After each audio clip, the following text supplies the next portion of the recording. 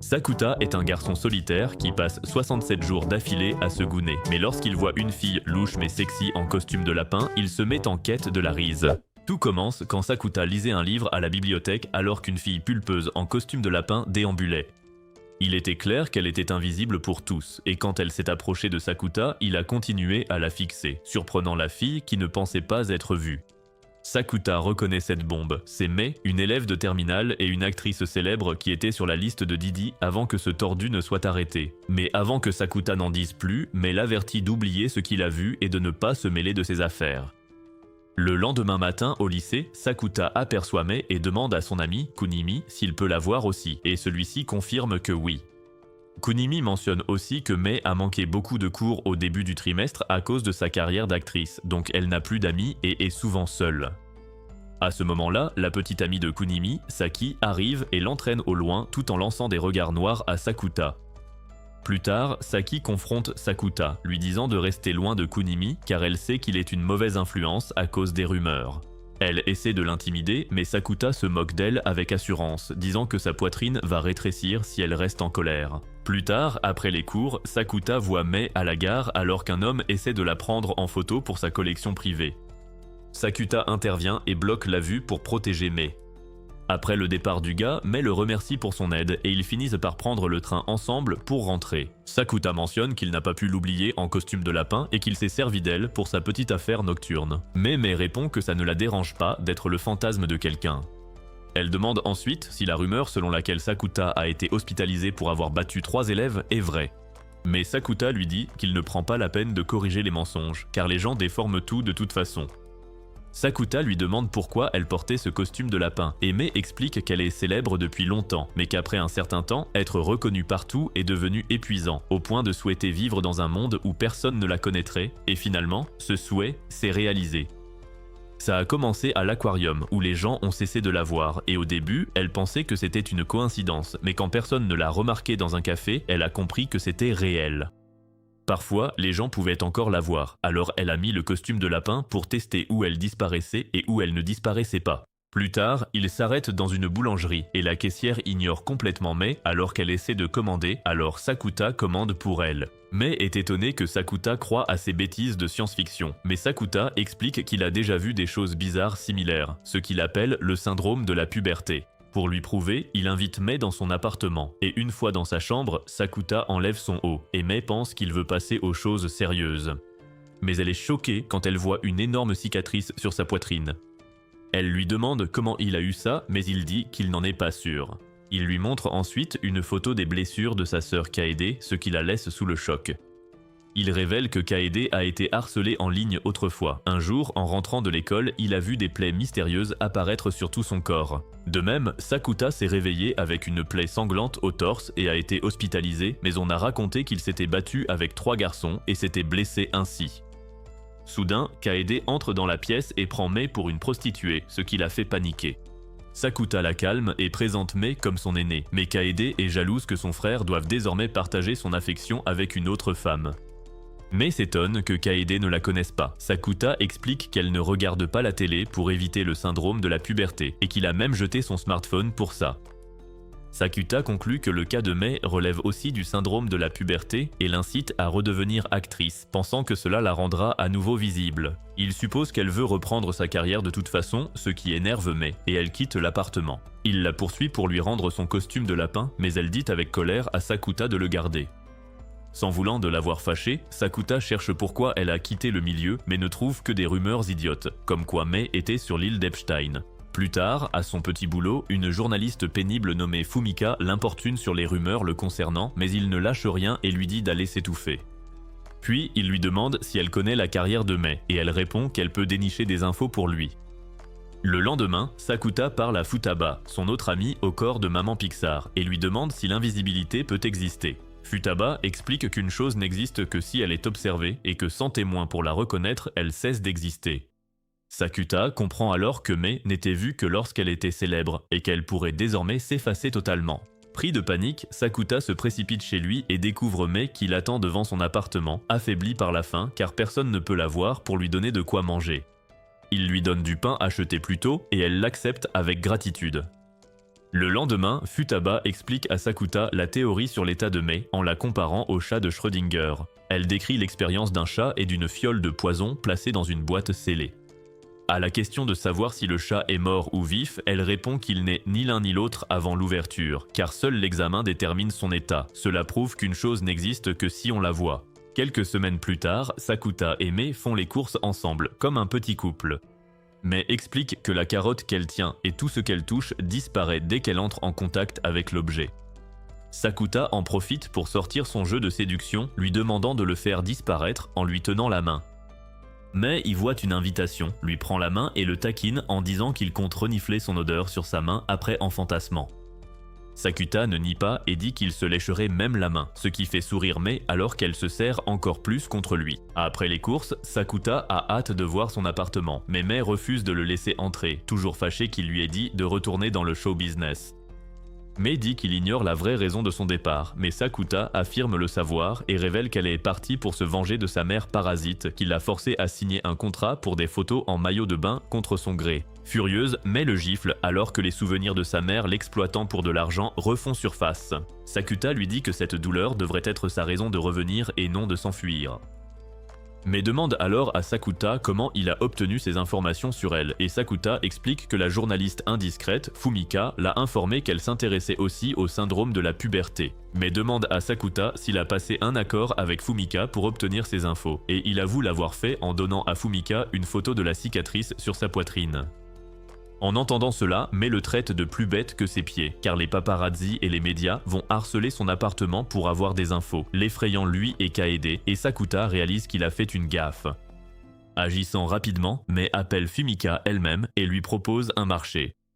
Mei lui demande de ne pas publier la cicatrice de Sakuta, et en échange, Fumika aura une interview exclusive avec Mei lors de son retour dans le show business. Mei admet ensuite que Sakuta avait raison quand il disait qu'elle adore jouer la comédie et qu'elle veut poursuivre sa carrière. Ensuite, ils arrivent devant son immeuble qui, à la surprise de Sakuta, est juste à côté du sien, et Mei invite Sakuta à passer du temps avec elle ce week-end, tout en insistant sur le fait que ce n'est pas un rendez-vous. Avant de partir, Mei le prévient de ne pas être en retard, sinon elle annulera leur sortie. Cette nuit-là, Sakuta prend un bon bain chaud et hurle de joie à l'idée de son prochain rendez-vous avec Mei. Mais Kaede accourt, inquiète après avoir entendu le cri, tout en jetant secrètement un coup d'œil à l'engin de son frère. Ce week-end-là, alors qu'il se rend à la gare pour retrouver Mei, Sakuta aperçoit une petite fille qui pleure seule dans le parc et va l'aider. Mais avant qu'il ne puisse faire quoi que ce soit, une fille sortie de nulle part lui donne un coup de pied, l'accusant d'avoir invité la gamine dans sa camionnette blanche louche. Cependant, la petite fille le défend et la fille indiscrète s'excuse rapidement pour son geste, proposant même à Sakuta de lui botter les fesses pour compenser. Avec ses coups de pied tout publics, Sakuta la frappe, mais la police surgit soudainement et interrompt la scène. Ça se termine par leur détention et après leur libération, ils se précipitent pour retrouver Mei à la gare. Mei le gronde pour son retard de plusieurs heures, mais poursuit le rendez-vous malgré tout. Pendant leur sortie, Mei demande à Sakuta pourquoi il se soucie autant d'elle.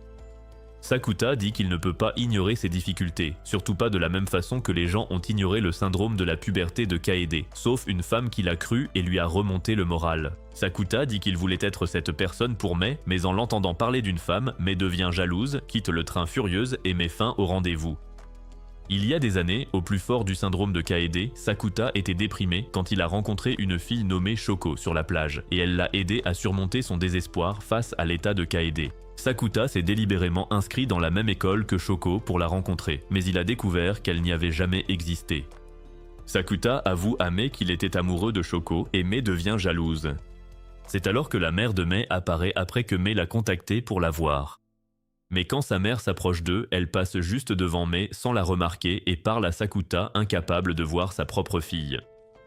La mère exige que Sakuta explique pourquoi elle a été convoquée, et Sakuta tente désespérément de lui rappeler qu'elle a une fille nommée Mei, mais la femme ne s'en souvient pas. Frustré, il commence à insulter cette vieille peau d'être une sangsue de mère au foyer, mais Mei l'arrête et sa mère s'en va. Par frustration, Sakuta demande ensuite à tout le monde s'ils se souviennent de la belle célébrité nommée Mei, mais personne ne se souvient d'elle, pas même Fumika quand il l'appelle. Le cœur brisé, Mei veut abandonner, mais Sakuta refuse et insiste pour qu'ils continuent à chercher, disant qu'elle l'a toujours avec elle. Ensemble, ils prennent train après train, essayant de trouver quelqu'un qui se souvienne d'elle. De peur d'être oubliée, Mei demande soudain si Sakuta se souvient d'elle, et Sakuta se rappelle avec amour chaque détail d'elle, de ses beaux cheveux noirs à ses mignons petits orteils, jusqu'à ce que Mei rougisse et accepte enfin sa main. Plus tard, il décide de se reposer dans un hôtel. Mei va prendre un bain et avertit Sakuta de ne pas regarder, mais Sakuta la taquine, disant que le bruit de l'eau coulant sur sa peau soyeuse peut lui faire perdre la tête en un clin d'œil. Mei s'agite et va à la salle de bain, tandis que Sakuta remarque à quel point elle est mignonne. Il appelle ensuite son meilleur ami, Kunimi, pour lui demander s'il se souvient de Mei, s'attendant pleinement à ce que ce ne soit pas le cas. Mais à sa surprise, Kunimi dit qu'il se souvient d'elle. Sakuta contacte ensuite Futaba pour lui poser la même question, et elle lui dit que les gens à l'école pourraient encore se souvenir d'elle. Plus tard, Sakuta et Mei s'arrêtent dans un magasin pour acheter des sous-vêtements propres et des préservatifs au cas où. Malgré leur situation étrange, ils apprécient leur temps calme ensemble. Cette nuit-là, aucun d'eux ne peut dormir, alors Mei suggère qu'ils s'embrassent, mais l'idiot gâche l'occasion de conclure en faisant une autre blague cochonne, perdant sa chance pour son premier baiser. Mais avant de s'endormir, Mei le remercie de ne jamais avoir abandonné. Le lendemain matin, Sakuta se réveille aux côtés de la superbe Mei et lui reproche de l'avoir tenue éveillée toute la nuit. Au fil de la journée, de plus en plus de gens sont incapables de la voir. À l'école, Mei vérifie si ses camarades se souviennent d'elle, mais Futaba annonce à Sakuta que d'autres personnes ont oublié, y compris Kunimi. Ensuite, la fille qui lui a donné un coup de pied au parc, Koga, passe par là, et quand Sakuta l'interroge sur Mei, elle et ses amis rient et le traitent de bizarre pour avoir posé des questions sur une personne inexistante. Utilisant toute sa logique, Futaba conclut que les gens oublient Mei une fois qu'ils s'endorment, et Sakuta réalise qu'il a failli tout gâcher en dormant l'autre nuit, ce qui lui aurait fait oublier Mei. Après les cours, Sakuta se rend à son travail à temps partiel, mais il est complètement ailleurs. Son esprit est occupé par Mei et le mystère du syndrome de l'adolescence. Après le travail, Sakuta s'arrête dans une supérette, achète plusieurs boissons énergisantes et s'oblige à rester éveillé. Il ouvre son journal et note tout ce qui s'est passé au cas où ses souvenirs s'effaceraient. Le lendemain matin, Sakuta semble épuisé après une nuit blanche et son air dévasté inquiète Mei. Ils vont à l'école ensemble, mais espérant toujours que quelqu'un la remarquera aujourd'hui. Le premier jour des examens, Sakuta lutte pour ne pas s'endormir. Plus tard, en croisant Futaba, il réalise qu'elle a dormi et ne se souvient plus de Mei, le laissant seul face à ce syndrome. Cette nuit-là, il continue de combattre le sommeil, cherchant désespérément une réponse. Les jours passent, son état empire et Mei remarque ses efforts désespérés pour la sauver. Plus tard, quand Sakuta tente d'acheter d'autres boissons, Mei le surprend et insiste pour l'aider à réviser.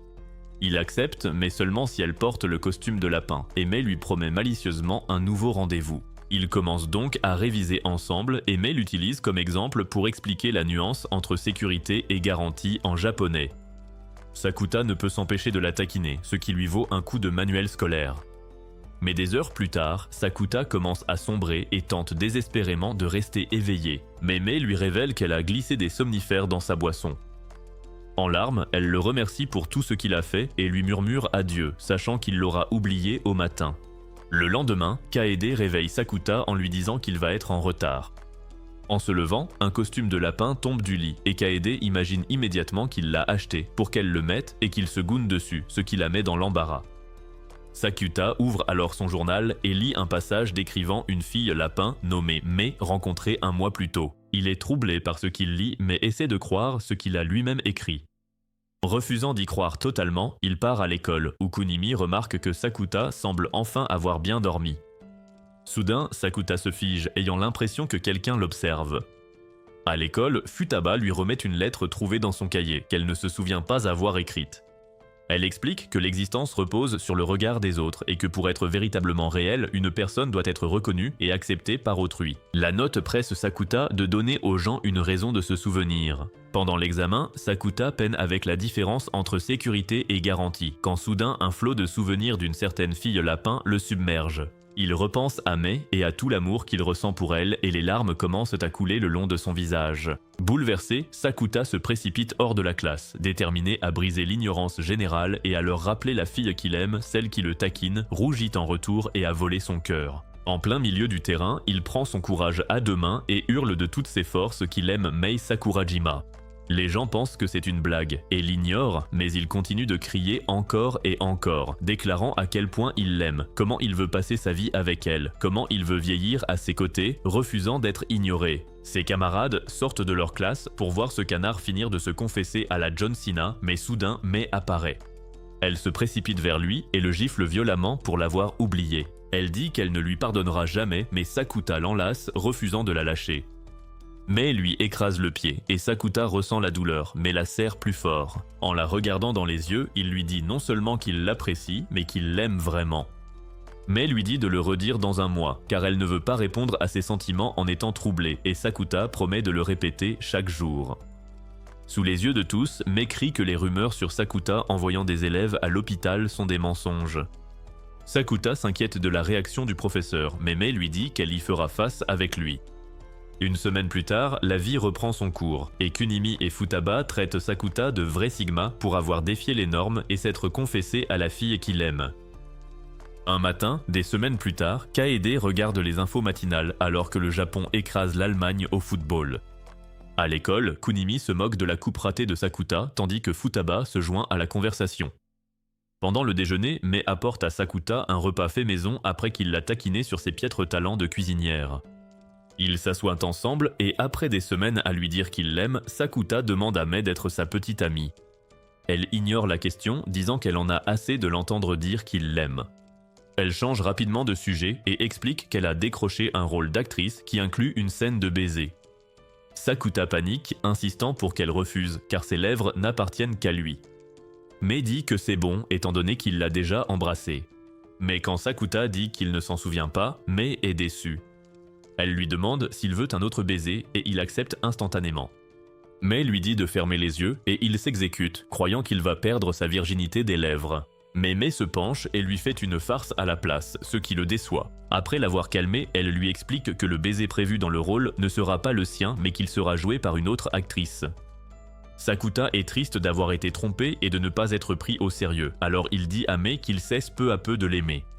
Cela choque Mai et elle le supplie de ne pas laisser cela arriver. En entendant cela, Sakuta en profite pour lui redemander si elle veut être sa petite amie. En rougissant beaucoup, Mai accepte d'être son amoureuse. Le lendemain matin, Kaede regarde à nouveau les mêmes infos sur la victoire du Japon contre l'Allemagne au football. Sakuta remarque quelque chose d'étrange, mais pas Kaede. À l'école, Kunimi se moque encore de la coupe de Sakuta et Futaba s'y met aussi, ce qui rend Sakuta méfiant. Mais quand on lui demande, Kunimi insiste sur le fait que c'est la première fois qu'ils parlent ainsi. Au fil de la journée, Sakuta réalise que tout se répète exactement comme avant. Au déjeuner, il mange encore avec Mai et quand elle répond comme hier, il anticipe en la taquinant d'abord et en lui redemandant directement d'être sa petite amie, obtenant cette fois la même réponse. Plus tard, Sakuta voit un homme harceler Koga, lui proposant de lui montrer son cornichon doré, mais Sakuta l'ignore et s'en va. Le lendemain, les mêmes événements se répètent, confirmant une boucle temporelle. Sakuta demande conseil à Futaba et elle soupçonne ce bon vieux syndrome de l'adolescence. Elle introduit le concept du démon de la place, un être capable de prédire l'avenir en connaissant la position de chaque atome. Il soupçonne que quelqu'un d'autre que Sakuta agit comme le démon de la place, répétant la journée pour corriger un échec récurrent. Sakuta commence à observer les gens et remarque que Koga agit différemment. Lorsqu'il la confronte, il réalise que c'est elle. Il lui demande combien de fois elle a revécu le même jour, et Koga, soulagé que quelqu'un d'autre le remarque, avoue n'avoir aucune idée de ce qui se passe.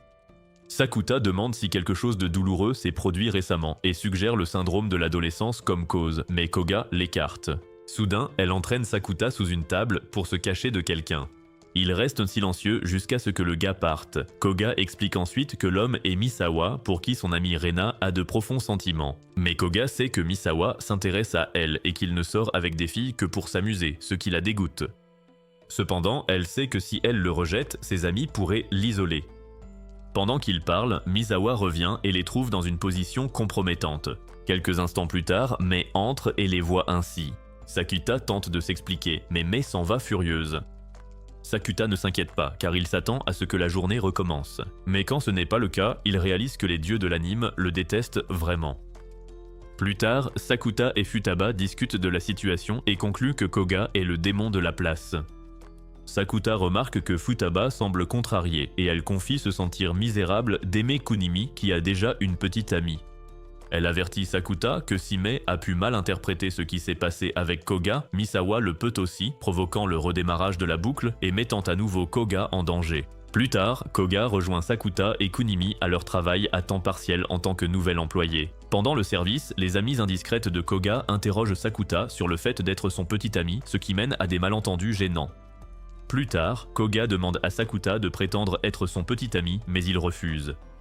Sakuta lui dit de se concentrer sur le syndrome, mais Koga l'ignore et le supplie de sortir avec elle pour de faux pendant quelques mois. Elle dit que les gens le voient comme quelqu'un de cool après sa confession publique à Mei. Alors elle le supplie d'y réfléchir, car elle ne veut pas être évitée par les gens et elle veut être vue comme cool en sortant avec lui. Sa peur de l'isolement rappelle Kaede à Sakuta. Par sympathie, Sakuta accepte. Koga ne perd pas de temps et l'invite immédiatement à un rendez-vous pour prouver à ses amis qu'elle peut gérer une romance. Plus tard, en prenant son bain, Sakuta se perd dans ses pensées, se demandant comment Mei réagirait à ce qui vient de se passer. Mais ses pensées sont interrompues lorsqu'il voit Mei en vedette dans une nouvelle publicité pour une boisson gazeuse. Quelques instants plus tard, la vraie Mei arrive à son appartement, exigeant une explication sur ce qui s'est passé entre lui et Koga. Mei force Sakuta à s'agenouiller comme un bon chien pendant qu'elle s'assoit sur le lit. Après ses explications, elle lui dit qu'elle comprend la situation mais soupçonne qu'il cache quelque chose. Sakuta explique que les problèmes de Koga lui rappellent ceux de Kaede et il ne veut pas qu'elle finisse seule et rejetée. Mei pardonne à Sakuta et le laisse sortir pour de faux avec Koga. Mais avant de continuer, elle demande à Sakuta de lui prouver qu'il lui est réellement loyal. Sakuta essaie de le montrer en faisant comme Johnny Sins, mais Mei le frappe avant qu'il ne s'excite. Lorsqu'il propose un rendez-vous, elle refuse à cause de son travail. À la place, elle lui donne un sac contenant une robe pour Kaede, espérant que cela l'inspirera. Quand Sakuta ouvre la porte, Kaede est là, essayant de les espionner. Il la fait entrer et lui donne la robe pour qu'elle l'essaye. Kaede l'enfile, remercie Mei et lui demande adorablement de devenir sa belle-sœur. Plus tard, Sakuta remercie chaleureusement Mei pour sa gentillesse envers sa sœur, mais elle le prévient, un peu sérieusement, de rester sage avec Koga. Le lendemain, Sakuta demande des infos à Kunimi sur Misawa et découvre qu'il est déjà en couple et qu'il ne s'intéresse à elle que pour son propre intérêt. Remonté, Sakuta veut lui donner une leçon en se montrant affectueux avec Koga. Plus tard, lorsqu'il rencontre Koga, Sakuta commence par la complimenter avant leur faux rendez-vous. Elle lui demande son numéro de téléphone, mais il répond avec arrogance qu'il n'a pas de téléphone, ce qui la choque car elle ne comprend pas comment il peut survivre sans téléphone. Ensuite, dans le train, Koga bâille et lorsqu'on lui demande pourquoi, elle explique qu'elle est fatiguée d'être restée éveillée toute la nuit à discuter avec ses amis et à regarder les vidéos qu'elles lui ont envoyées. Sakuta la traite d'idiote pour avoir fait ça, mais Koga insiste sur le fait qu'elle doit suivre les tendances pour ne pas se faire distancer. Ensuite, ils visitent un aquarium, prennent des photos où Sakuta a l'air complètement éteint et regardent quelques manchots. Koga dit que Sakuta est comme le pingouin qui ne se soucie pas d'être moqué, mais elle se rend compte qu'elle est tout le contraire, quelqu'un qui se soucie beaucoup trop du regard des autres. Ensuite, Koga se confie sur son passé, expliquant qu'elle avait l'air ordinaire et qu'elle n'a changé de style qu'après avoir déménagé à Tokyo pour s'intégrer. Même si elle aime la personne qu'elle est devenue, elle se sent toujours fausse, mais Sakuta la rassure en lui disant qu'elle est celle qu'elle choisit d'être et qu'elle devrait l'assumer. En marchant sur la plage, il rencontre Yoneyama, une fille qui a perdu sa dragonne de téléphone.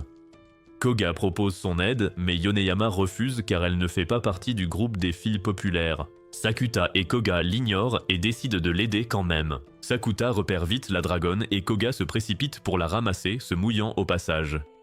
Le lendemain, elle attrape un rhume et Sakuta vient la voir à l'infirmerie avec de quoi manger, la taquinant gentiment tout en s'occupant d'elle. Quand Koga lui demande pourquoi il l'aide, Sakuta répond qu'elle avait l'air d'avoir des ennuis. Il lui dit qu'elle aurait dû rester à la maison pour se reposer, mais elle insiste pour aller à l'école, ne voulant pas rater les dernières tendances, même pour une seule journée. Koga affirme que Sakuta est bizarre de ne pas se soucier que les gens le détestent. Mais Sakuta pense qu'il lui suffit qu'une seule personne l'aime pour que la vie soit belle, et cela touche profondément Koga. Quelques jours plus tard, Koga offre des pêches à Sakuta pour le remercier de l'avoir nourri et il plaisante en disant qu'il imaginera ses pêches à elle quand il les mangera plus tard. Plus tard, au travail, Koga interroge Sakuta sur Mei et Sakuta répond qu'ils seraient déjà ensemble sans cette agaçante boucle temporelle. Quand Koga demande si Mei lui a déjà dit qu'elle l'aimait, Sakuta réalise que ce n'est pas le cas. Ce soir-là, Mei appelle juste pour entendre sa voix et il est ravi. Ils flirtent et se taquinent malgré la distance. Ensuite, ils parlent de leur projet d'avenir, et Sakuta plaisante sur le fait de devenir le Père Noël pour ne travailler qu'1 jour par an. Le lendemain, Kunimi rend visite à Futaba, ce qui la fait rougir, et quand Sakuta entre et voit la scène, il repart aussitôt, faisant paniquer Futaba qui ne veut pas que Kunimi découvre ses sentiments. Mais Sakuta sait que Kunimi est trop bête pour s'en apercevoir. Plus tard, ils discutent de la raison pour laquelle la boucle temporelle s'est arrêtée et concluent que Koga doit être satisfaite de sa vie actuelle, même si elle ne s'en rend pas compte. Ensuite, la petite amie grincheuse de Kunimi, Kamisato, confronte Sakuta, le prévenant de rester loin de son Kunimi adoré. Mais il est clair pour Sakuta que cette traînée est jalouse des formes généreuses de Futaba, alors Sakuta se moque d'elle avec sarcasme, ce qui l'énerve encore plus. Plus tard, au travail, Sakuta raconte la confrontation à Kunimi et celui-ci promet de s'en occuper. Il demande ensuite si la relation de Sakuta avec Koga est réelle, et Sakuta le confirme. Kunimi révèle alors que Misawa fait courir des rumeurs, disant que Koga est une traînée qui aime les plaisirs faciles, ce qui met Sakuta en colère. Après le travail, il croise Futaba et lui demande conseil pour affronter un athlète comme Misawa, et Futaba lui suggère d'utiliser sa tête.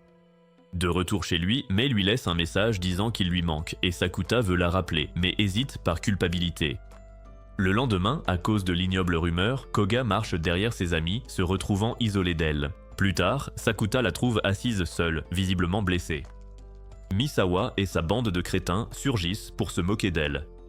En ayant assez, Sakuta l'affronte, se moquant de son insécurité due à son petit sexe et le traite de sombre merde. Misawa lui donne un coup de poing, mais Sakuta se relève, prêt à se battre. Mais alors que Sakuta fonce sur lui, il change pour un coup de pied dans le tibia de Misawa et terrasse cette ordure.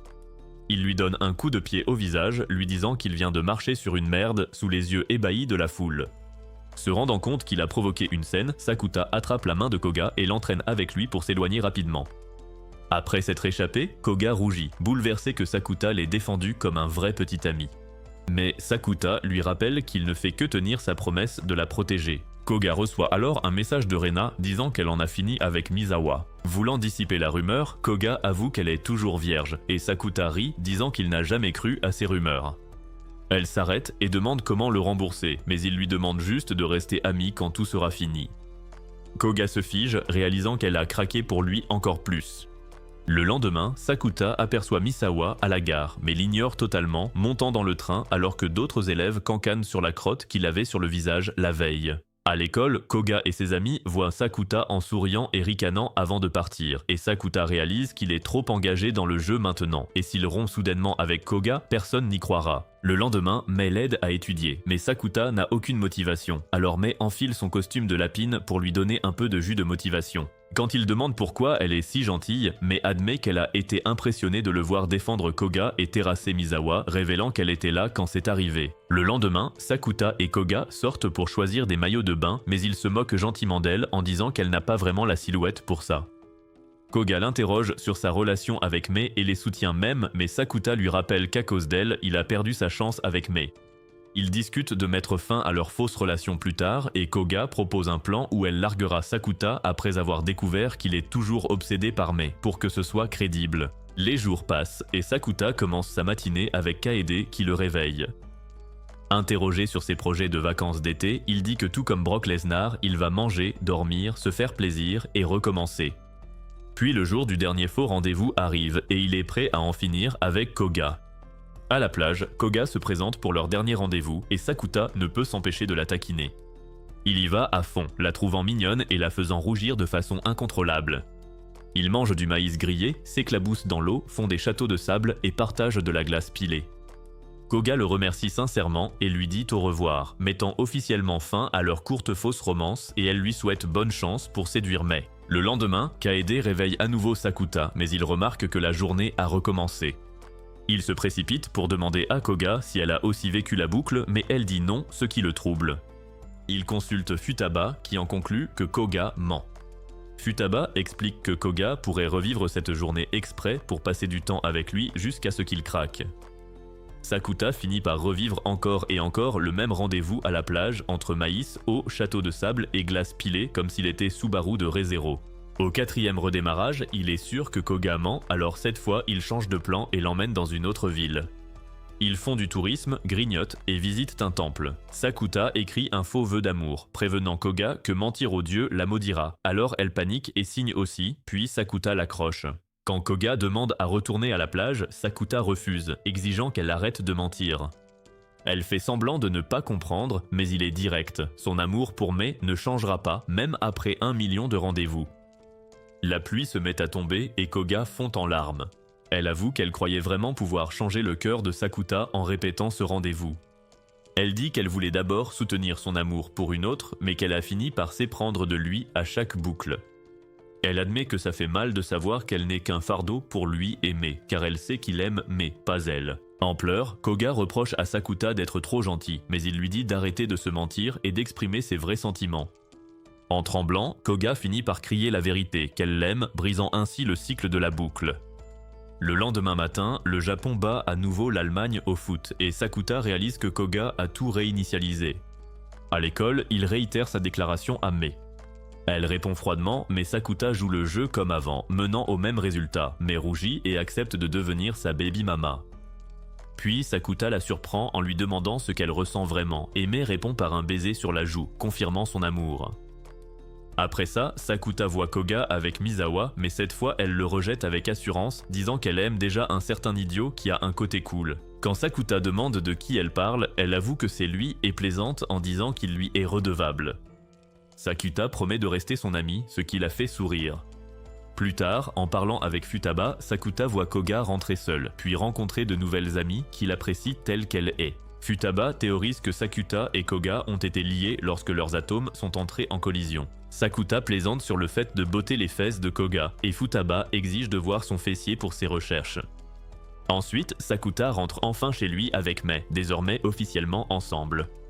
Alors qu'ils marchent sous la pluie, ils croisent une fille mystérieuse protégeant un chat sous son parapluie. Sakuta s'arrête pour l'aider et réalise avec choc que la fille n'est autre que Shoko. Cette rencontre ramène Sakuta à leur première fois à la plage, où Shoko essayait de lui parler alors qu'il tentait de la repousser. Cependant, Shoko refuse de reculer, et c'est à cet instant précis que tout bascule pour lui. Sakuta se réveille aux côtés de Kaede et lui rappelle qu'il est son frère, pas son petit papa. Des semaines ont passé depuis ses retrouvailles avec Shoko, mais il réalise que cette version d'elle est différente et la Shoko qui le connaissait ne semble pas le reconnaître. Depuis leur rencontre, Shoko rend souvent visite à Sakuta pour voir le chat qu'elle a sauvé, que Sakuta a finalement adopté afin qu'il tienne compagnie à son autre chat. Kaede les observe avec jalousie, soupçonnant Sakuta de vouloir se dégoter une autre petite sœur pour la remplacer. Et tandis que Sakuta lui assure qu'elle est sa seule petite sœur, Kaede a l'intention d'apprendre comment se faire aimer pour de vrai par son grand frère. Curieux, Sakuta demande à Shoko si elle a une grande sœur sexy ou une mère cougar encore plus canon qui lui ressemblerait. Mais quand Shoko dit qu'elle n'a ni frère ni sœur, Sakuta décide d'en parler à Futaba. Ailleurs, Futaba est en train de prendre des photos pour lancer son compte en ligne lorsque Sakuta l'appelle soudainement. Quand ils se voient, Sakuta est stupéfait de voir à quel point elle est différente et bien plus attirante sans ses lunettes et les cheveux lâchés. Il l'interroge sur son uniforme et elle répond qu'elle doit aller au lycée pour s'assurer que son club reste actif et ne soit pas fermé. Sakuta lui dit ensuite qu'il a rencontré Shoko, ce qui la surprend d'apprendre qu'elle existe vraiment. Mais il explique que cette Shoko qu'il a rencontrée est différente de celle dont il est tombé amoureux. Elle dit qu'il existe des mythes selon lesquels tout le monde a un sosie, mais elle assure à Sakuta que tant que rien de mal n'arrive, il ne devrait pas s'inquiéter et continuer à vivre sa vie. Il passe devant une affiche pour un festival de feux d'artifice, ce qui rappelle à Sakuta celui auquel lui, Kunimi et Futaba ont assisté, et il suggère d'y retourner. Mais cette fois, Futaba porte un kimono pour séduire Kunimi et l'éloigner de sa petite amie toxique. Mais Futaba est dégoûté par la suggestion et s'en va. Plus tard, au travail, Sakuta retrouve Kunimi et ils discutent de leur copine. Mais Sakuta se plaint que Mei soit partie une semaine pour le boulot alors qu'il est seul à devoir se polir le chinois tout seul. Koga arrive vêtue d'un yukata et Sakuta lui dit qu'elle est mignonne malgré son manque de relief sur le torse, ce qui l'irrite instantanément. Puis, quand Sakuta commence à travailler, Mei arrive pour lui faire une surprise. Il la taquine pour l'avoir laissé tout seul et Mei s'excuse d'être une mauvaise petite amie qui a abandonné son copain pour le travail. Après le travail, ils rentrent ensemble et Mei l'interroge sur la nouvelle Shoko. Et Sakuta dit que même après avoir parlé à Futaba, il n'a rien compris, mais tout ce qu'il veut maintenant, c'est être tout câlin avec Mei. Mais ils aperçoivent alors Futaba entrer bizarrement dans un cybercafé louche et décident de la suivre. Essayant de la localiser, Sakuta appelle Futaba sur son téléphone et elle lui répond. Mais à sa grande confusion, Futaba apparaît en personne sans son téléphone et quand elle voit Sakuta, elle s'enfuit rapidement. Cependant, Sakuta la rattrape et Futaba explique que le syndrome de la puberté a encore frappé, la dupliquant de sorte qu'il existe désormais 2 Futaba. Elle dit qu'elle était au café parce que l'autre a pris possession de sa maison. Sakuta propose alors à Futaba de rester chez lui, mais refuse immédiatement, craignant que la gravité des 2 grosses planètes de Futaba ne l'attire à tromper. À la place, Mai insiste pour rester là elle aussi. De retour chez eux, Kaede fait remarquer que son frère est entouré de trop de jolies filles ces derniers temps, mais elle lui assure qu'elle sera toujours sa préférée. Sakuta présente Futaba à Kaede, et Kaede suggère qu'elle dorme avec lui pendant que les filles peuvent utiliser sa chambre, mais Sakuta refuse. Plus tard, Futaba prend un bain, et Sakuta reste à côté pour lui poser des questions. Elle avoue avoir peur et ne comprend pas pourquoi ça arrive, craignant que l'autre Futaba ne finisse par faire un truc osé comme envoyer à Kunimi une photo de son anatomie ou même vendre des photos de ses pieds en ligne. Cette nuit-là, Sakuta dort dans le salon pour laisser sa chambre aux filles, mais Mai débarque pour le rejoindre et l'accompagner. Il lui demande ce qu'elle fait et Mai dit qu'elle veut être proche de lui et passer du temps avec son petit ami après avoir été absente si longtemps. Il l'interroge sur Futaba et elle est un peu triste qu'il se concentre plus sur elle que sur sa propre amoureuse juste devant lui. Elle est triste qu'ils ne sortent pas ensemble pendant son jour de congé, sachant que Sakuta passera le sien avec Futaba. Sakuta veut lui demander une faveur et surveiller Futaba et Mai dit que ça les rendrait quittes après qu'elle l'ait laissé pour le travail. Sakuta demande une récompense et Mai lui dit qu'elle ne voit pas d'inconvénient à ce qu'il prenne l'initiative, suggérant qu'il l'embrasse. Sakuta se lance mais rate son coup en lui cognant la tête, ce qui gâche le moment. Cependant, Mai le rassure en disant qu'ils auront plein d'autres occasions plus tard. Le lendemain matin, tout le monde apprécie la cuisine de Mai et Sakuta ne peut s'empêcher de souhaiter qu'elle devienne sa femme un jour. On sonne à la porte et Shoko arrive pour voir les chats, remarquant à quel point Sakuta est populaire auprès des femmes. À l'école, Sakuta cherche l'autre Futaba mais ne la trouve pas au laboratoire. Il trouve plutôt Futaba en train de regarder Kunimi jouer au basket pour admirer ses abdos en béton. Il la taquine parce qu'elle est fan de Kunimi et Futaba lui dit d'aller s'étouffer avec du bois. Quand Sakuta demande pourquoi elle l'aime, Futaba se rappelle comment Kunimi lui a un jour donné du pain au chocolat quand elle avait faim, ce qui l'a touchée, mais elle dit que ce n'est pas le pain qui l'a séduite. C'était le moment où il s'est montré gentil pendant sa période difficile. Futaba demande à Sakuta pourquoi il est là et il lui révèle que l'autre Futaba vit chez lui. Sakuta dit que s'il a d'abord soupçonné que l'une d'elles était fausse après les avoir rencontrées toutes les deux, il ne sait plus. Il ajoute que la Futaba à la maison ne sait pas pourquoi ça arrive, mais celle devant lui dit qu'elle ment, car les 2 Futaba savent pourquoi c'est arrivé mais refusent d'en dire plus. Pendant ce temps, la Futaba chez Sakuta donne des cours de maths à Kaede et Shoko tandis que Mai reçoit un appel de son agent. Quand Mai mentionne nonchalamment être chez son petit ami, l'agent réagit avec choc. Plus tard, Sakuta parle à Kunimi qui s'inquiète du bien-être de Futaba et ça fait voir à Sakuta qu'il y a de l'espoir pour les sentiments de Futaba envers Kunimi. Ensuite, Sakuta appelle chez lui et quand Mai répond, elle lui ordonne de rentrer car ils ont quelque chose d'important à se dire. Mais leur conversation est interrompue par Kamisato qui confronte Sakuta sur son amitié avec Futaba. Elle dit à Sakuta que Futaba se détruit peu à peu, et quand il demande ce qu'elle veut dire, Kamisato lui montre son compte secret rempli de photos osées d'elle pour que les garçons fantasment. Plus tard, chez elle, Futaba prend un bain et Sakuta lui pose d'autres questions, mais cette fois, il évoque son compte secret, ce qui la touche et lui fait comprendre pourquoi elles sont 2. Elle avoue avoir créé ce compte pour interagir normalement, mais c'est vite devenu son espace privé pour obtenir l'attention dont elle manquait cruellement dans sa vie. Futaba confesse qu'elle remarque souvent les hommes qui la lorgnent, ce qui la dégoûte de son propre corps, et poster ses photos lui donnait l'attention voulue, tout en la culpabilisant, créant un conflit interne. Elle pense que ce conflit entre sa culpabilité et son désir dérangé est ce qui l'a divisée en 2.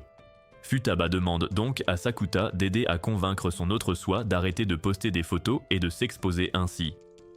Ensuite, Sakuta retrouve Mai et lui demande enfin ce dont elle voulait lui parler. Il panique quand elle révèle que son agence lui a interdit de sortir avec quelqu'un ou même de voir son petit ami. Une fois calmés, ils acceptent de supporter la distance pour sa carrière et promettent de se battre pour leur relation. Le lendemain, Sakuta dit à Futaba qu'il connaît ses photos et elle soupçonne qu'il joue les papas pour l'empêcher de continuer à montrer ses fesses à des inconnus. Mais Sakuta précise qu'il passe du temps avec elle uniquement parce que Mei ne peut pas être avec lui, ce qui rend Futaba clairement mal à l'aise. Elle se confie davantage sur ses photos, expliquant qu'elles sont liées à son mal-être et à la façon dont elle perçoit son propre corps, dont elle a honte. Futaba demande alors à Sakuta de choisir entre elle et l'autre version d'elle-même. Après des jours de réflexion, Sakuta admet qu'il ne peut toujours pas choisir. Kunimi apparaît soudainement, demandant un éventail, et Sakuta encourage Futaba à l'aider, l'aidant ainsi à se rapprocher de lui. Une semaine passe, et Sakuta continue de voir la Futaba audacieuse jusqu'à ce qu'elle arrête enfin de poster en ligne. Soudain, Futaba reçoit un message menaçant de quelqu'un qui l'a reconnue sur les photos et veut la voir pour abuser d'elle, sinon il la dénoncera. Sakuta prend son téléphone et menace d'appeler la police contre ce dégénéré, et après cela, Futaba supplie Sakuta de supprimer son compte.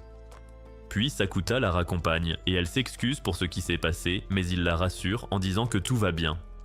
Futaba lui demande de rester au cas où son harceleur reviendrait, et Sakuta plaisante en disant qu'il boira son eau du bain, mais Futaba menace de le dénoncer à Mei. Cette nuit-là, la paranoïa prend le dessus et elle appelle Sakuta sans cesse pendant qu'elle prend son bain. À travers ses mots anxieux, elle révèle à quel point sa vie a été solitaire, avec ses deux parents travaillant toujours. Mais tout a changé quand elle a rencontré Sakuta et Kunimi. Elle se rappelle avoir vu Sakuta venir à l'école malgré le rejet de tous suite à son hospitalisation. Son attitude désinvolte l'a intriguée et ils sont rapidement devenus amis après cela. Désormais, elle craint de les perdre, lui et Kunimi, une fois qu'ils seront en couple. Mais Sakuta la rassure et appelle Kunimi pour lui prouver qu'elle a tort. Kunimi arrive vite, inquiet pour Futaba, et voir à quel point il tient à elle l'émeut profondément. Elle a les larmes aux yeux, réalisant qu'elle n'est pas seule et qu'elle a vraiment des amis qui tiennent à elle. Une fois calmée, Sakuta les surprend avec des feux d'artifice pour partager un moment de joie. Ils les allument sur la plage, riant et profitant de la nuit, redécouvrant la force de leur amitié. Futaba demande à Kunimi pourquoi il n'a pas posé de questions, mais il dit que c'est inutile car certains liens se passent de mots. Sa réponse fait battre son cœur et il les invite au prochain festival de feux d'artifice. Le lendemain, Kunimi part et la Futaba audacieuse dit à Sakuta de veiller sur la Futaba timide, qui a plus besoin de lui. De retour chez lui, Sakuta annonce à l'autre Futaba que le compte a été supprimé. Elle remarque le fond d'écran de son téléphone, qui est une photo de lui, Kunimi et l'autre Futaba, et sourit discrètement. Le lendemain, Sakuta se réveille avec des chats étalés sur son visage. Kaede lui annonce alors que Futaba a disparu.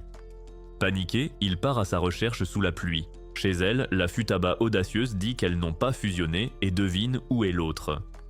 Sakuta court à l'école, trempée, et finit par la trouver là-bas. Il l'invite à regarder les feux d'artifice avec lui et Kunimi, mais elle refuse, pensant qu'elle va bientôt disparaître et que l'autre version restera comme la véritable Futaba. Elle craque, convaincue que son autre moi est une meilleure amie pour eux. Mais Sakuta la traite d'idiote et lui donne rendez-vous à la gare. Mais alors qu'il s'en va, Sakuta s'effondre et se réveille à l'hôpital avec Mei à ses côtés. Il lui explique qu'il est tombé malade à cause de la pluie intense. Il va alors confronter Futaba et lui dit qu'elle doit arrêter de croire qu'elle n'a pas d'importance et que son existence est précieuse pour les personnes qui l'entourent. Ses paroles l'atteignent et elle accepte de se joindre à lui et à Kunimi pour regarder les feux d'artifice. Sakuta l'incite à le dire à quelqu'un d'important et elle appelle son autre moi pour lui dire qu'elle veut voir le feu d'artifice avec elle. À ce moment-là, Futaba disparaît soudainement, et lorsque Sakuta répond au téléphone, il entend la voix de Futaba et réalise qu'elles ont fusionné en une seule personne. Plus tard, le trio assiste au festival des feux d'artifice, avec Futaba portant son kimono. Alors que les feux d'artifice illuminent le ciel, Futaba avoue ses sentiments à Kunimi, mais n'attend pas de réponse, sachant que son cœur appartient à quelqu'un d'autre. Les larmes aux yeux, elle sourit, savourant ce moment avec ses amis, tandis que le ciel s'illumine. Les semaines passent et Sakuta déprime, la chaleur de Mei lui manque après qu'on leur a interdit de se voir en public. Mais Mei le rassure, une fois la rentrée scolaire passée, ils auront plus de temps pour eux. Quand Sakuta la cherche au lycée, elle est introuvable. Finalement, il finit par la trouver devant son appartement. Mais à sa grande surprise, Mei ne le reconnaît pas et l'accuse d'être le harceleur de sa sœur qui veut lui renifler l'entrejambe. Soudain, une petite blonde arrive, prétendant être la vraie Mei, alors que la fille devant lui est sa sœur, Nodoka, qui a échangé son corps avec elle. Elle explique que l'échange est dû au syndrome de la puberté, ce que Sakuta en a assez de devoir gérer. Chez Mei, Nodoka panique et jure que c'est un rêve, mais Mei lui dit d'accepter la réalité et d'arrêter de pleurnicher. Sakuta apprend alors que Nodoka est une idole, mais aussi la petite sœur de Mei, moins sexy et plus agaçante. Mei explique que Nodoka est venue chez elle la nuit précédente, a refusé de rentrer chez elle et qu'elles se sont réveillées en ayant échangé leur corps. Mei décide qu'elles doivent vivre la vie de l'autre jusqu'à ce qu'elles trouvent comment permuter à nouveau. Ils échangent leur planning et habitudes, et Sakuta doit aider Nodoka à se comporter comme Mei. Le lendemain matin, sur le chemin de l'école, Nodoka s'inquiète que les camarades de classe de Mei voient clair en elle, mais Sakuta la rassure en lui disant que sa sœur, pourtant célèbre, est en réalité une solitaire. Nodoka réplique que sa sœur n'est pas la seule à ne pas avoir d'amis, ce qui rend l'imitation plus facile. Plus tard, Mei confie à Sakuta qu'elle en est peut-être la cause, car sa mère l'a lancée par dépit envers son ex-mari et sa nouvelle femme, la mère de Nodoka, qui a alors fait de sa fille une idole pour rivaliser. Ensuite, Sakuta s'inquiète que Nodoka ne supporte pas le train en tant qu'idole, mais elle assure qu'elle n'est pas une enfant gâtée. Elle étudie le comportement de Mei et impressionne vite Sakuta par la justesse avec laquelle elle imite sa sœur. Après, Sakuta voit Futaba qui pense que tous les cas de syndrome de la puberté viennent d'émotions instables. Sakuta admet que le souci de Nodoka est son complexe d'infériorité envers Mei, mais il ignore comment le régler. Plus tard, Sakuta et Nodoka se rendent à la plage. Il lorgne ses jambes, se disant que ce ne serait pas une mauvaise façon de mourir que d'être entre elles. Tandis que Nodoka se demande comment sa sœur a pu craquer pour un tel raté obsédé par la branlette, Sakuta se moque d'elle pour sa malhonnêteté et son immaturité, fuyant au lieu d'affronter ce qu'elle ressent pour Mei. Quand Nodoka tente de protester, il la fait taire en disant que Mei connaît déjà la vérité. Plus tard, Nodoka demande à dormir chez Sakuta. Sakuta ne pense pas que ce soit une bonne idée et Nodoka le supplie de convaincre Mei. Mais c'est alors que Mei elle-même apparaît. Fatiguée de cacher ses sentiments, Nodoka avoue qu'elle déteste sa sœur, parce qu'elle représente toujours la norme qu'elle ne peut pas atteindre et chaque fois qu'elle échoue, sa mère se moque d'elle. Elle avoue que lorsque Mei était en pause, sa propre carrière a commencé à décoller, mais quand Mei est revenue dans le show business, elle a éclipsé Nodoka sans effort, ce qui l'a frustrée. Mei répond qu'elle déteste aussi Nodoka, mais blâme leur père, ce moins que rien, de les avoir montées l'une contre l'autre comme des filles rivales de deux mères différentes. Plus tard, Mei emménage chez Sakuta, et Kaede commence à se méfier de son frère qui ramène sans cesse de nouvelles filles à la maison. Sakuta prend ensuite un bain, songeant à l'éventualité qu'un gremlin comme Nodoka devienne sa belle-sœur à l'avenir. Après son bain, Mei lui demande pourquoi il a été si long, et il plaisante en disant qu'il s'est fait plaisir, mais Mei change de sujet pour parler de sa cicatrice qui ne s'est pas du tout estompée. Il lui demande de la toucher pour qu'il puisse fantasmer dessus ce soir-là, mais elle refuse, craignant de souiller le corps de sa sœur. Les semaines passent et les deux sœurs vivent la vie de l'autre, travaillant, s'entraînant et donnant des interviews comme si elles avaient toujours fait ça. Un jour, lors de la visite de Shoko, Sakuta demande une fois de plus si elle a une sœur, mais Shoko répond que non. Plus tard, au travail, Mei, toujours coincée dans le corps de Nodoka, passe pour se plaindre du côté autoritaire de la mère de Nodoka. Sakuta la tient au courant des progrès de Nodoka, mais Mei n'y prête pas attention, affirmant que sa sœur peut se débrouiller seule. Quelques jours plus tard, Sakuta passe devant un plateau de tournage et aperçoit Nodoka jouant le rôle de Mei. Elle a du mal à supporter la pression, fait une crise de panique et s'effondre sous les yeux de Sakuta qui assiste à tout. Plus tard, il raconte à Mei ce qui s'est passé, expliquant que Nodoka ne pouvait pas supporter le même niveau de stress que Mei endure. À l'école, Kunimi remarque l'air sombre de Sakuta. Sakuta demande ce que ça fait d'avoir une sœur aînée qui vous fait de l'ombre. Kunimi ne sait pas, alors il appelle Kamisato qui, elle, le sait. Quand Sakuta lui pose la même question, Kamisato répond qu'avoir une sœur supérieure, c'est nul car on est tout le temps comparé à elle, ce qui permet à Sakuta de mieux comprendre la relation entre Mei et Nodoka. Plus tard, Mei donne à Sakuta un double des clés de son appartement, disant qu'elle a besoin qu'il ramène Nodoka à la raison. Avant qu'il n'entre, elle l'avertit de ne pas ouvrir le placard de la pièce de style japonais. Quand Sakuta lui rend visite, il rassure Nodoka en lui disant qu'elle s'est bien débrouillée malgré son évanouissement, ce qui la fait sourire pour de vrai pour la première fois. Il lui dit que c'est comme ça qu'elle devrait sourire au lieu d'imiter le faux charme de Mei. En regardant le désordre autour de lui, Sakuta se rappelle qu'il joue pratiquement le rôle de majordome pour Mei.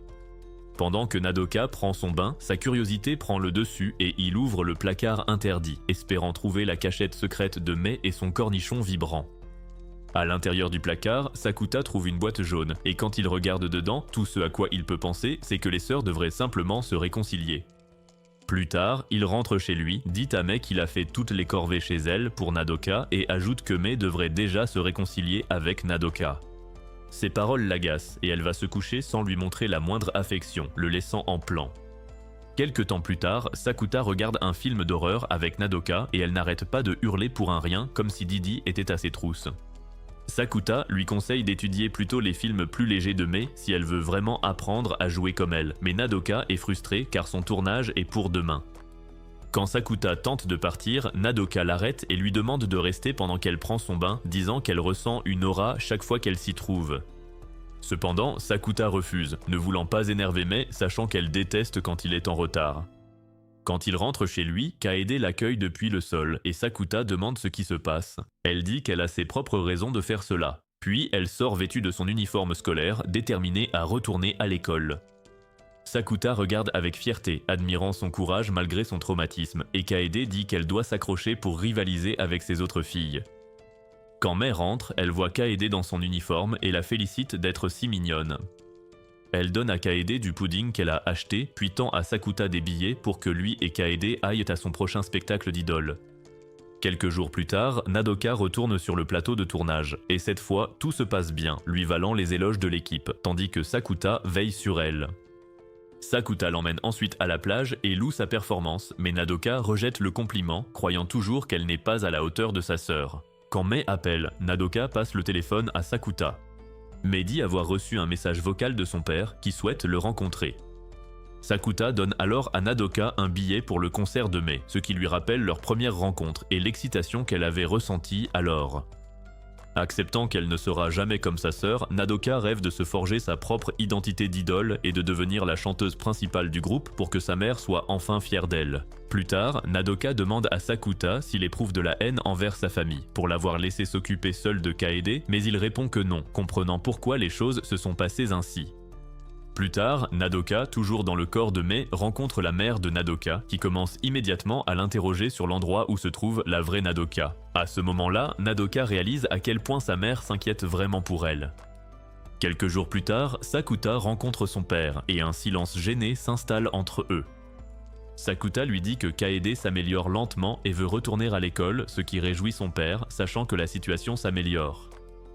Sakuta lui demande alors ce que c'est d'être parent, et son père lui répond que c'est affronter chaque jour de nouveaux obstacles et expériences, même inattendus, et raconte une anecdote gênante sur la fois où il s'est endormi en changeant la couche de Sakuta. Des semaines plus tard, Sakuta et Nadoka assistent au concert d'idole de Mai.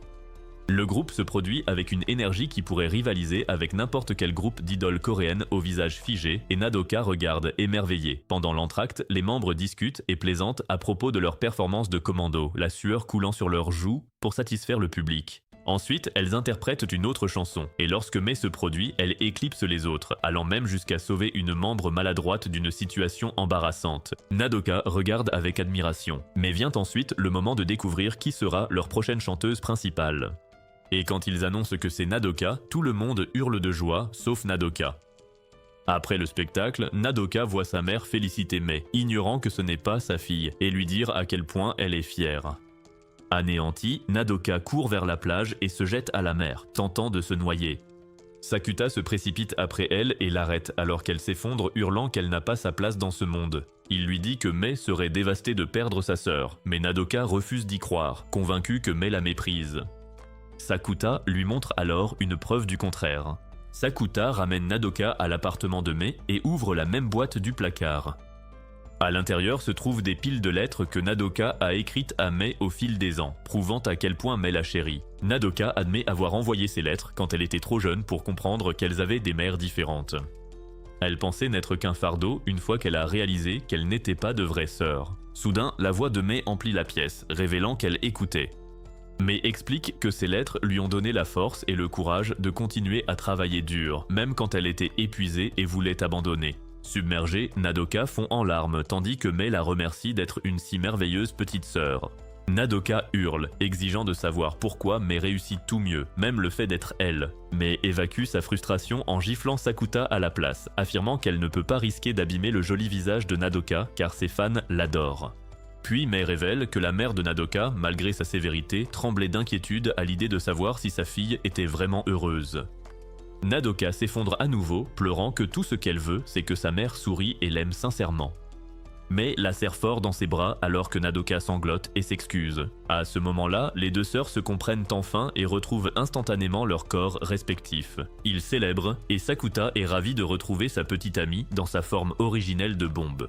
Le lendemain, Sakuta et Futaba concluent que l'échange de corps a eu lieu parce que Nadoka voulait devenir comme Mei, tandis que Mei elle-même enviait un peu Nadoka d'avoir une mère qui se souciait vraiment d'elle. Plus tard, Sakuta se rend à l'appartement de Mei, impatient de passer un moment romantique, mais ses plans tombent à l'eau quand il apprend que Nadoka y vivra aussi. Nadoka le remercie de l'avoir sauvé à la plage et dit qu'elle comprend enfin pourquoi Mei a craqué pour un raté comme lui. Soudain, Mei sort avec une mauvaise nouvelle, disant que leur relation est devenue virale. C'est alors le plus gros scandale du siècle depuis Johnny Depp contre Amber Heard et les médias commencent à bombarder Mei de questions sur son petit ami. Mei s'excuse pour la controverse affectant son nouveau film, mais commence à faire l'éloge de Sakuta comme son amant, disant qu'il était la raison de son retour dans le show business. Elle remet fermement la presse à sa place, leur disant de laisser son amant hors des projecteurs. Et en la regardant à la télévision, Kaede est inspirée à s'améliorer. Un mois plus tard, les choses rentrent dans l'ordre et Mei est soulagée que leur relation reste intacte. Sakuta couvre alors Mei de flatteries de la tête aux pieds, admirant chaque centimètre d'elle et déclarant qu'il est l'homme le plus chanceux du monde. Il lui demande si elle ressent la même chose et Mei lui dit qu'elle l'aime plus qu'il ne pourra jamais l'imaginer. Ils se séparent pour la journée et Sakuta découvre une lettre de Shoko lui demandant de la voir. Il sait instantanément que c'est la vraie Shoko, la fille qu'il a autrefois aimée tendrement. Sakuta montre la lettre à Futaba et lui demande comment il devrait gérer la situation. Futaba lui conseille d'en parler d'abord à Mei, mais Sakuta hésite. Il craint que si les rôles étaient inversés, il se sentirait trahi si Mei voyait son ancien béguin. Soudain, Futaba avoue qu'elle a déjà prévenu Mei par message et Mei déboule pour gronder Sakuta. Elle lui dit d'être de retour à 6 heures après avoir vu Shoko, ce qui le trouble car elle n'est pas jalouse. Mei explique qu'elle est aussi curieuse au sujet des deux Shoko et de la façon dont l'une d'elles a sauvé son petit ami. Impressionné par sa maturité, Sakuta saute par la fenêtre et crie au monde entier à quel point il l'aime, l'embarrassant totalement. Elle lui demande de prouver son amour autrement, alors il tente de l'embrasser mais elle le repousse en disant qu'elle refuse de le faire alors qu'il va revoir son ancien amour. Plus tard, en rentrant, l'ancienne amie de Kaede, Kano, surgit et demande à parler à Sakuta en tête-à-tête. Sakuta dit à Mei d'aller voir Shoko pendant qu'il discute avec Kano. Puis Kano avoue se sentir coupable de ne pas avoir stoppé le harcèlement de Kaede et l'informe qu'après son départ, les harceleurs ont goûté à leur propre médecine. Toujours rongée par la culpabilité, elle demande à voir Kaede pour s'excuser, mais Sakuta refuse, craignant de rouvrir de vieilles blessures. À la plage, Shoko ne vient jamais et Sakuta décide de rentrer avec Mei, mais pas avant d'écrire un message dans le sable pour Shoko disant qu'il a trouvé une autre fille géniale à aimer. De retour, Kaede montre avec enthousiasme ses objectifs de l'année à Sakuta, allant de sortir de la maison à manger au restaurant. Sakuta les lit et découvre que la plupart impliquent son désir de devenir sa future amante ou sœur. Mais celui qui se démarque pour Sakuta, c'est quand Kaede dit qu'elle veut retourner à l'école. Touché, Sakuta l'encourage à commencer doucement et suggère d'aller voir les pandas d'abord, ce qui l'excite encore plus. Au dîner, Mei prépare un repas si délicieux que Kaede est inspirée et jure d'apprendre à cuisiner comme elle. Soudain, le téléphone sonne, et c'est un appel de Shoko. Sakuta répond, mais il s'avère que c'est l'autre Shoko. Quand il lui demande si elle a envoyé la lettre, elle nie. Kaede demande alors si elle peut répondre au prochain appel de Shoko dans le cadre de ses objectifs de l'année. Mais, impressionné par la détermination de Kaede, suggère de s'entraîner en répondant à l'un de ses appels. Quand le téléphone sonne à nouveau, Kaede tremble mais trouve le courage de répondre. Mei la félicite pour son courage, mais Kaede s'effondre soudainement de fièvre et même là, elle sourit et dit qu'elle a hâte de sortir voir les pandas. Plus tard, cette nuit-là, Sakuta vérifie comment va Kaede qui dort et remarque une étrange ecchymose sur son cou. Dans un rêve, Shoko apparaît, l'encourageant à devenir une personne plus gentille. Sakuta se réveille du rêve les larmes aux yeux et avec un sentiment qu'il ne peut expliquer. Quelques jours plus tard, Koga prend de ses nouvelles, lui demandant s'il va bien. Sakuta essaie de la charmer pour éviter son inquiétude, mais Koga n'est pas dupe. Elle lui demande de l'aider à soulever un fût de bière, et lorsqu'il s'exécute, elle compte à rebours en le soulevant en utilisant les Mississippi, ce qui le prend par surprise.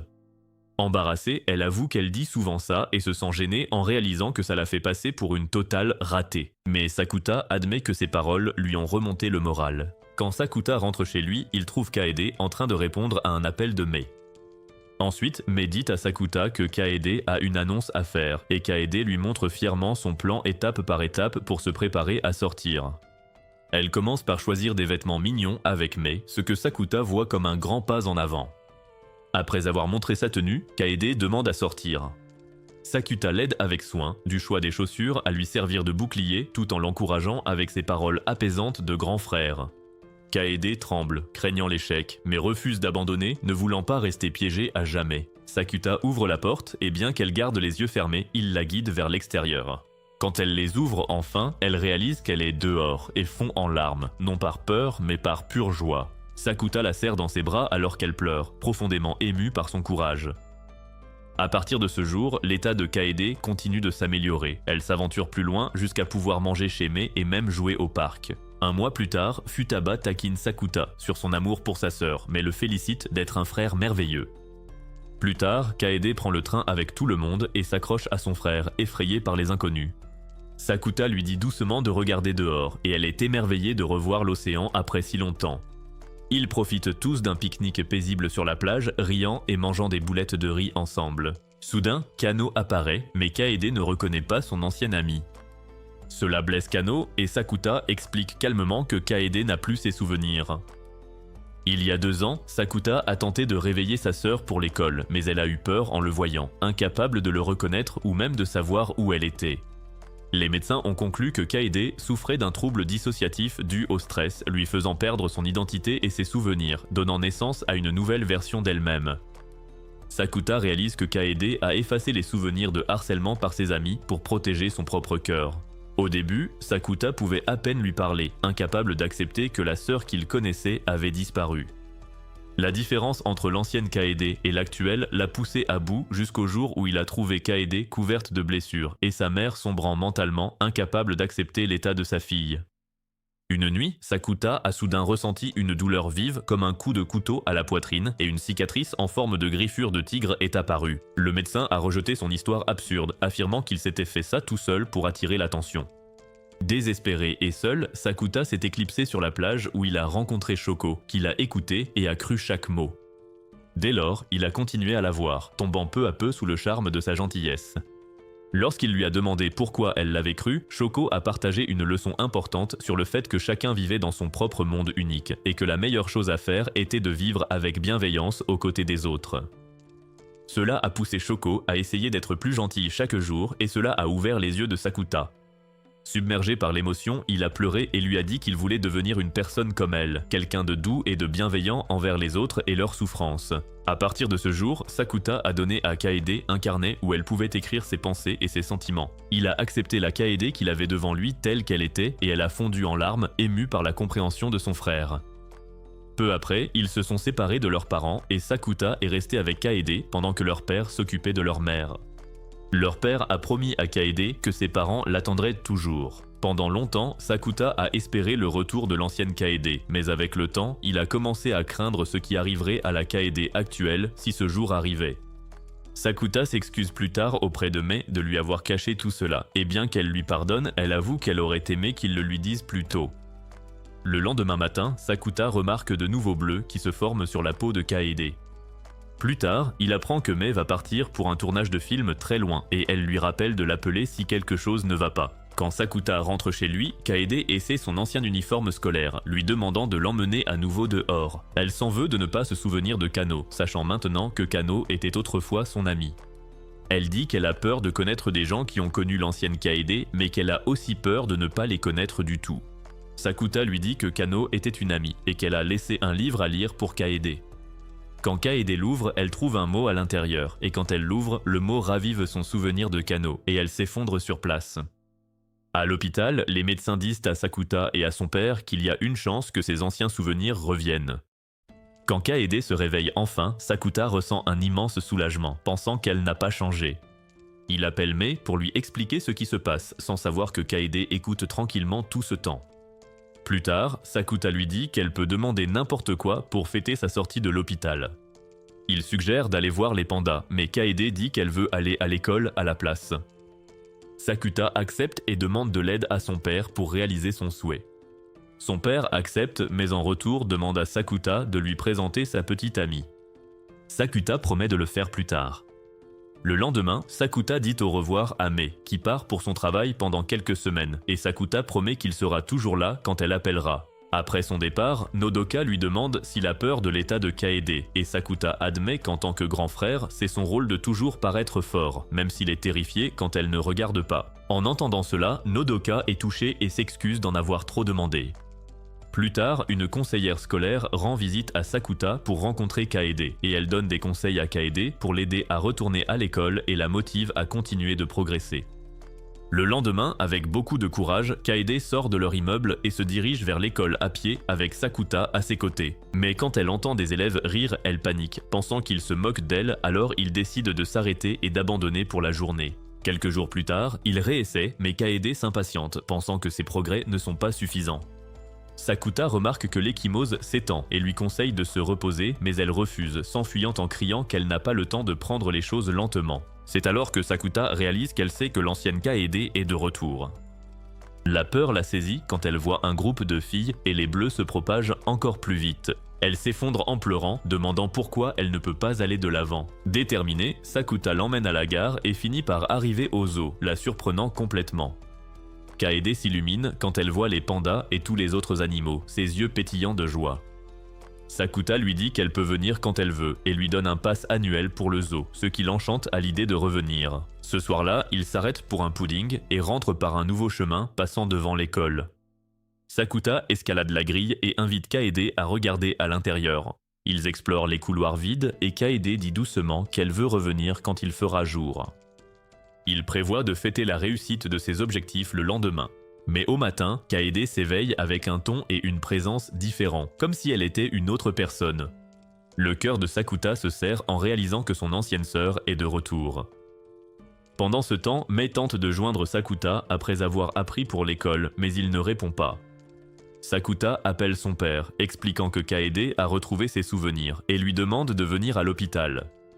À leur arrivée, le médecin dit que Kaede a oublié son amnésie et doit rester en observation. Kaede reparle comme avant et son père fond en larmes de bonheur. Pendant ce temps, incapable de contenir ses émotions débordantes, Sakuta sort de la pièce et se met à courir désespérément dans le couloir, pleurant de façon incontrôlable. Il crie, supplie, implore quiconque l'écoute de lui rendre l'autre Kaede, celle qui a créé de nouveaux souvenirs avec lui, pour qu'elle revienne afin qu'ils puissent aller voir les pandas ensemble. Soudain, du sang coule de sa poitrine, là où était sa cicatrice, et Shoko surgit, tel un fantôme appelé par sa douleur. Elle l'aide à rentrer, soigne sa blessure et change ses vêtements tout en essayant de le calmer. Désespéré, Sakuta se dit inutile, mais Shoko lui assure qu'il a fait tout son possible avec son grand cœur.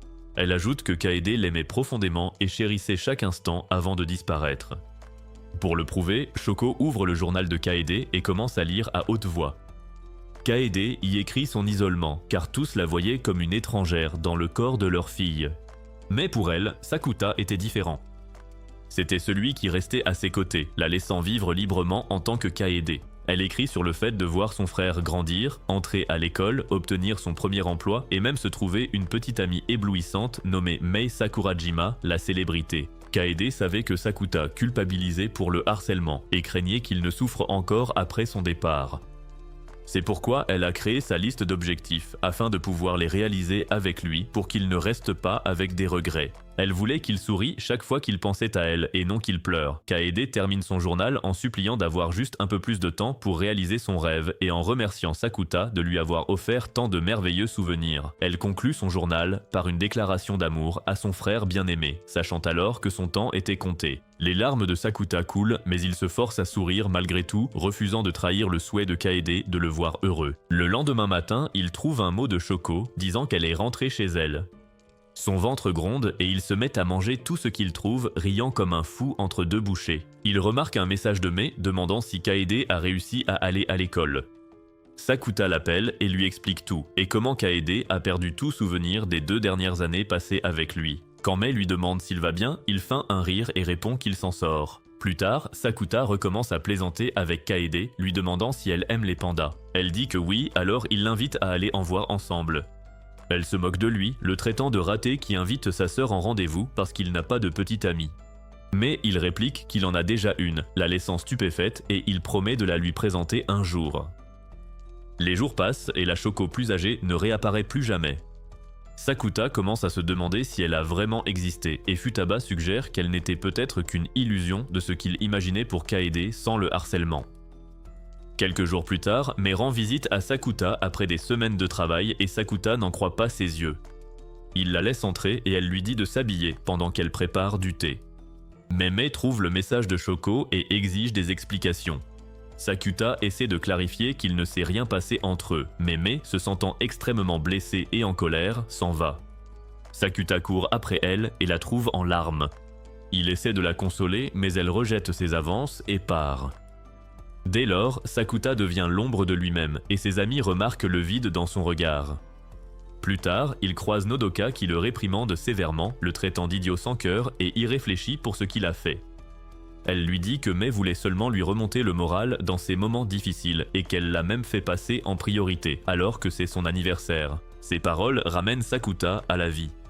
Il se précipite pour retrouver Mai, prenant le train et courant à travers la ville comme un possédé jusqu'à son plateau de tournage. Quand elle le voit, Mai le fait monter dans sa voiture.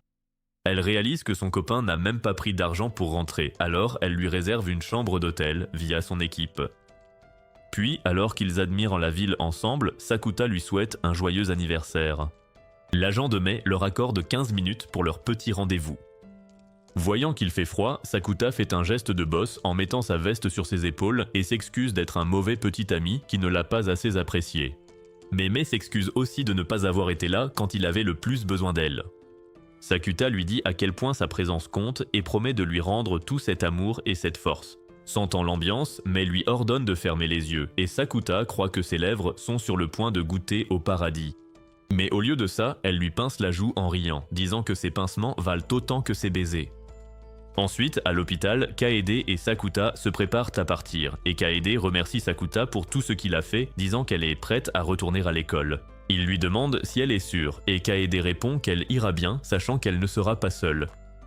Si vous avez regardé ce récap jusqu'au bout et voulez une partie 2, commentez Bunny Girl Body ci-dessous. Et si vous aimez les récaps d'animés comme ça, regardez cette vidéo.